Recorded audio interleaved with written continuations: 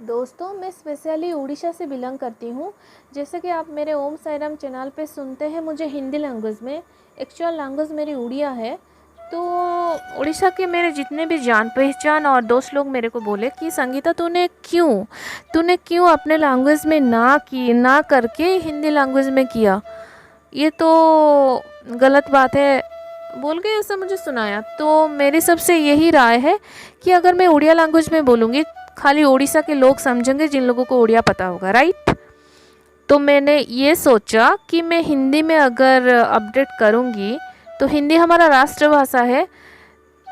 तो सारे लोग समझेंगे, इंडिया के जितने भी लोग होंगे वो लोग समझेंगे। धीरे धीरे मेरे चैनल पे ना फॉरेनर लोगों का मीन्स व्यू आ गया, वो लोग भी मुझे कमेंट करने लगे। और मैंने अभी एक बात सोची है कि मैं अपना हिंदी का जो सारा वीडियो अपडेट करती हूँ उसमें इंग्लिश सबटाइटल डालूँगी ताकि फॉरेनर लोग भी आराम से समझ सके। और सबको ये जानने की अधिकार है क्योंकि साईं बाबा का अनंत कथा सबको जानना ज़रूरी है। और एक बात, मैं सच्चरित्र किताब जो है वो ना उड़िया लैंग्वेज में है। तो मैं क्या करती हूँ, मैंने हिंदी का किताब ख़रीदा नहीं, मैं सच्चरित्र उड़िया में पढ़ लेती हूँ।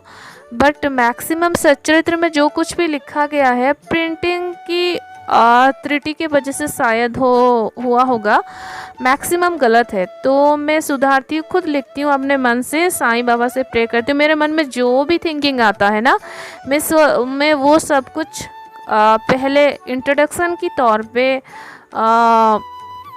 लिखती हूँ। बाद में सच्चरित्र के बारे में कुछ कुछ मिला के, कुछ टीवी से सुन के, कुछ किताबें पढ़ के, कुछ अपने आप सोच के, कुछ अच्छे पॉजिटिव बात सोच के सारे सबको मिला जुला के लास्ट में अप्रोक्सीमेटली जो कंक्लूजन निकलता है बाद में मैं सोचती हूँ हाँ मुझे यही करना चाहिए।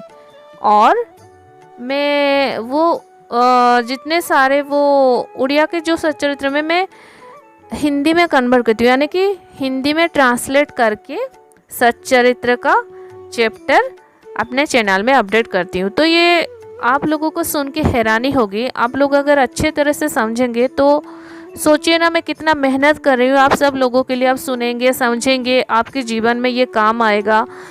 जबकि मुझे उड़िया में बोलने के लिए प्रेशराइज किया जा रहा था, मैंने किसी का बात नहीं सुना।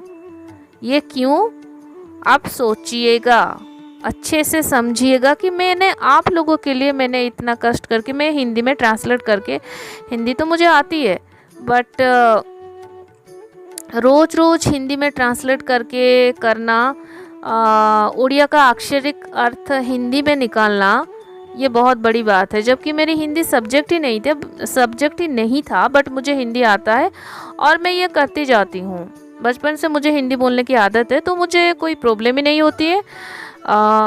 दोस्तों, अगर आपको मेरी इस मेहनत में थोड़ा सा भी आप लोगों को चिंता है तो काइंडली मेरे चैनल को सुनते ही अगर आपको अच्छा लगे तो सब्सक्राइब कर दीजिएगा और अच्छा मोटिवेशन वाला कमेंट ज़रूर कीजिएगा ताकि आगे जाके मुझे नया वीडियो बनाने की उम्मीद जागे। हेलो दोस्तों, मैं संगीता दलबेहरा आज अपने ओम साईराम चैनल के ज़रिए आपको एक टॉपिक के बारे में सुनाऊंगी और ये साईं बाबा का चिंतन है। और उस टॉपिक का नाम है पूर्व जन्म के संबंध के कारण ही हम तो मिलते हैं। पहले का नाता या संबंध ना हो तब तक कोई किसी के करीब नहीं जाता, ये साईं बाबा का चिंतन है, कथा है। अगर कोई भी मनुष्य या प्राणी आपके पास आए तो उसे ठुकराने का विचार कभी भी ना करो, उसका स्वागत करो, आदर करो, उसके साथ अच्छी तरह से व्यवहार करो। अगर हम प्यासे को पानी पिलाएंगे, भूखे को खाना खिलाएंगे, वस्त्रहीन को वस्त्र देंगे, अतिथियों को विश्राम करने के लिए जगह देंगे तो क्या होगा दोस्तों, आपको पता है? सुनेंगे आप सब। तो मालिक यानी कि भगवान, खुद भगवान हमारे ऊपर प्रसन्न होंगे। खुद साईं बाबा कहते थे, कोई हमें अगर कुछ मांगे, कोई अगर हमें कुछ भी चीज मांगे, तो अगर हमारी देने की इच्छा ना हो तो हमें चुप रहना चाहिए, ना कि उसे गलत व्यवहार करना चाहिए। बदसलूकी कभी नहीं करनी चाहिए। इनकार प्यार से भी तो किया जा सकता है। अगर हमें इनकार करना है तो इनकार प्यार से भी तो किया जा सकता है, ये साईं बाबा कहते थे। संसार चाहे उलट पलट हो जाए, हमें हमेशा अटल रहना चाहिए। इंसानों को हमेशा दूसरों की परवाह करनी चाहिए। इंसानों ने इंसानों के बीच जो मतभेद खड़ी की है, हम वो सब मिलके, हम सबको मिलके वो सब तोड़ देनी चाहिए। पूर्व जन्म के संबंध के कारण ही हम मिलते हैं। ऋणानुबंधी हमें एक दूसरे के तरफ खींच लेती है।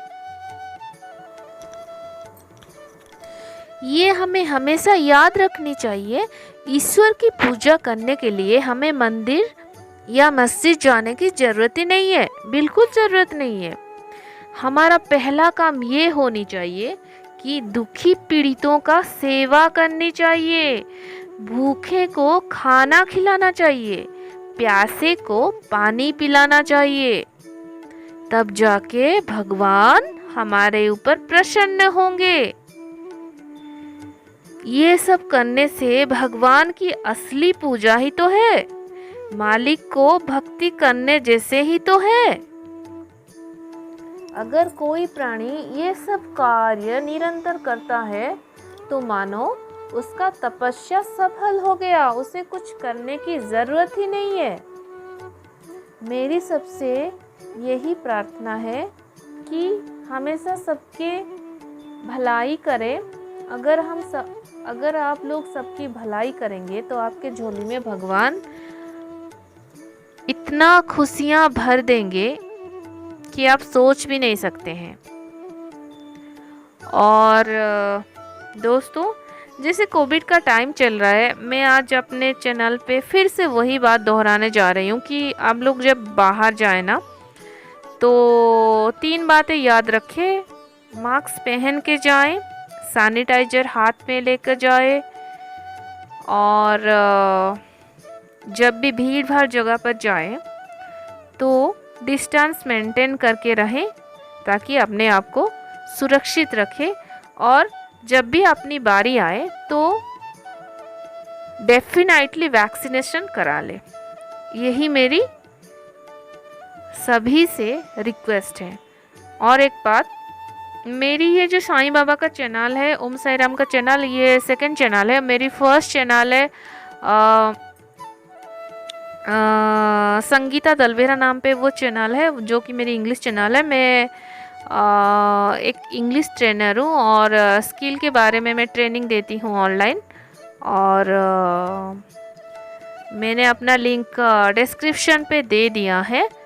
चैनल का नाम फिर से बोल रही हूँ, संगीता दलवेरा इंग्लिश चैनल का नाम है। काइंडली आप डिस्क्रिप्शन पे जाके वो लिंक को क्लिक करके मेरी चैनल देख लीजिएगा और उस चैनल को व्यू करके उसको भी सब्सक्राइब कर दीजिएगा।